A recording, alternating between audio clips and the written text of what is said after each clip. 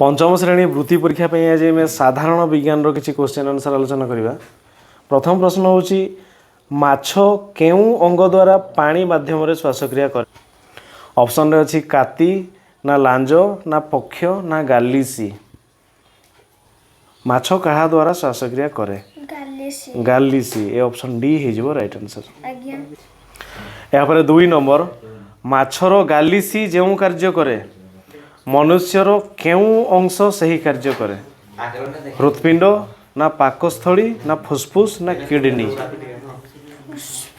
माछर गालिसी श्वासक्रिया करे ताले मनुष्यर के श्वासक्रिया करे फुसफुस। ऑप्शन सी हो राइट आंसर। या पर 3 नंबर निम्नस्थ केउ जीवर दृष्टि शक्ति प्रखर। साप ना बेंग ना कुकुर ना चिल। कहार दृष्टि चिल पक्षी मानकर दृष्टि शक्ति बहुत अधिक तेणु चिल गोटे पक्षी और यार दृष्टि शक्ति बहुत अधिक। ऑप्शन डी हो राइट आंसर। या पर 4 नंबर केउ माछ वायुमंडल अम्लजान ग्रहण करि पारे। मागुर ना रोही ना भाकुर ना कौ।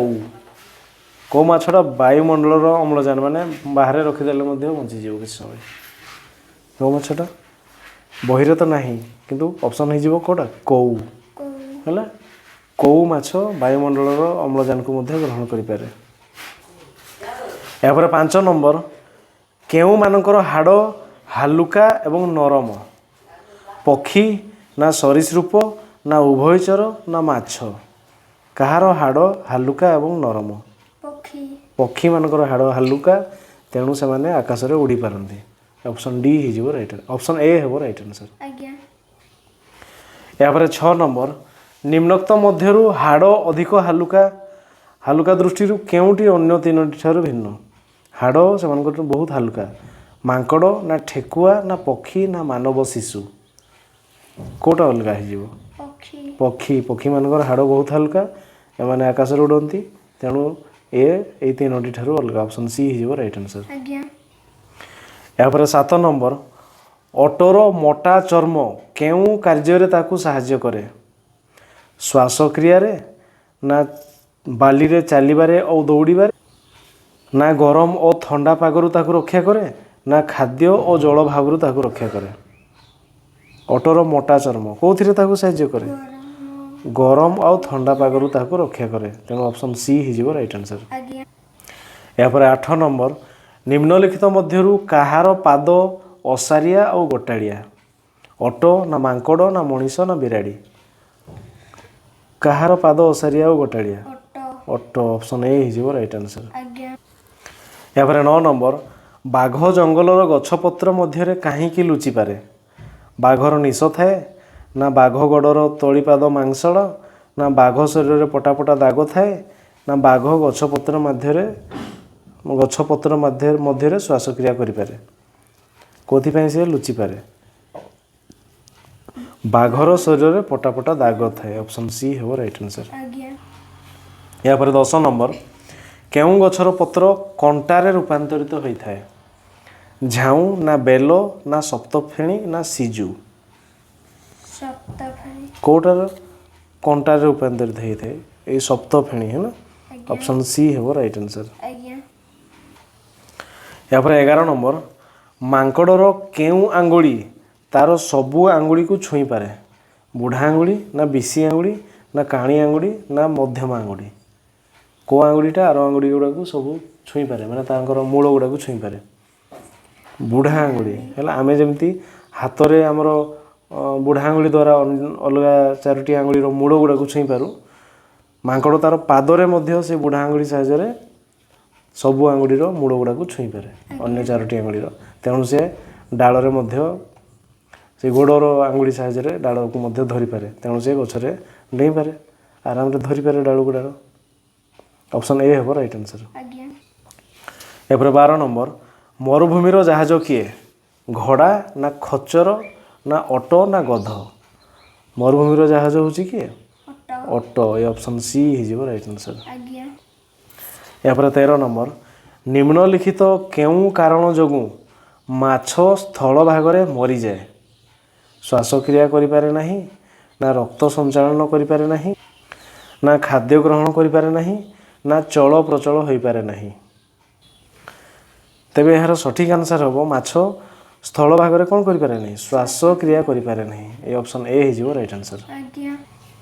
ଏହାପରେ 14 ନମ୍ବର, ମାଛର ଗାଲିସି ସ୍ଥଳ ଭାଗରେ ଥିବା ପ୍ରାଣୀମାନଙ୍କର କେଉଁ ଅଙ୍ଗ ପରି କାର୍ଯ୍ୟ କରେ?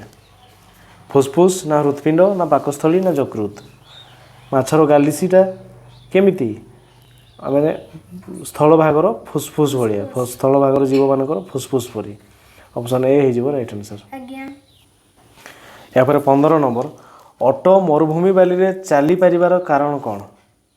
ପାଦ ଅସାରିଆ ଆଉ ଗୋଟାଳିଆ ନା ଚର୍ମ ମୋଟା ନା ପିଠିରେ କୁଜ ଥାଏ ନା ମରୁଭୂମିର କଣ୍ଟା ଜାତୀୟ ଉଦ୍ଭିଦକୁ ଖାଦ୍ୟ ରୂପେ ବ୍ୟବହାର କରେ? ବାଲିରେ ଚାଲିବା ପାଇଁ କ'ଣ ଦରକାର ହେଇଛି ତାର? ପାଦ ଅସାରିଆ ଆଉ ଗୋଟାଳିଆ। ଏ ଅପସନ୍ ଏ ହେଇଯିବ ରାଇଟ୍ ଆନ୍ସର୍। ଏହାପରେ 16 ନମ୍ବର, ମାଙ୍କଡ଼ ଡାଳରୁ ଡାଳକୁ ସହଜରେ ଡେଇଁ ପାରିବାର କାରଣ କ'ଣ?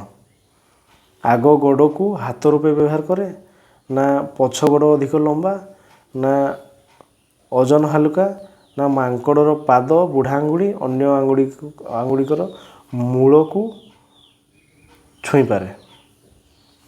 କେଉଁଟା ହେବ? ମାଙ୍କଡ଼ର ପାଦ ବୁଢ଼ା ଆଙ୍ଗୁଳି ଅନ୍ୟ ଆଙ୍ଗୁଳିର ମୂଳକୁ ବି ଛୁଇଁପାରେ, ସେଥିପାଇଁ ସେ ଗୋଡ଼ ଗୁଡ଼ିକୁ ମଧ୍ୟ ହାତ ଭଳିଆ ବ୍ୟବହାର କରିପାରେ। ତେଣୁ ଅପସନ୍ ଡି ହେଇଯିବ ରାଇଟ୍ ଆନ୍ସର୍। ଏହାପରେ 17 ନମ୍ବର, ସମସ୍ତ ଜୀବ ଶ୍ୱାସକ୍ରିୟାରେ କ'ଣ ଗ୍ରହଣ କରନ୍ତି?